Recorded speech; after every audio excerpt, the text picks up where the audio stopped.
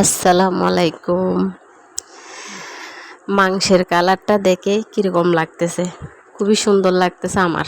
আপনাদের কীরকম লাগবে সেটা তো আমি জানি না, কারণ আমি এটা কাঁচা মরিচ দিছি, গুঁড়ো মরিচটা ইউজ করি নাই, কারণ আপনার পেটটা ভালোই যাচ্ছে, মানে একদম শক্ত যাচ্ছে, তো একটু নরম হওয়ার জন্য আমি কাঁচা মরিচটা দিছি আর কি। বিরিয়ানিতে একটু গুঁড়ো মরিচ দিলে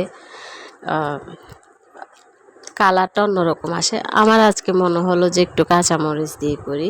তো ওর জ্বরের কারণে হচ্ছে মুখে মাছ তো টোটালি খেতে চাচ্ছে না, তো এই কারণে ও বিরিয়ানি চাচ্ছে বলে বিরিয়ানি করতেছে। এখন আপনারা মাংসের মধ্যে দুই রকম মাংস অবশ্যই দেখছেন, মুরগি আর গরু, কারণ আপনারা সে গরুর মাংসটা খাবে না, মানে গরুর বিরিয়ানিটা সে পছন্দ করে না, ও মুরগিরটাই পছন্দ করে। আমিও করি আসলে।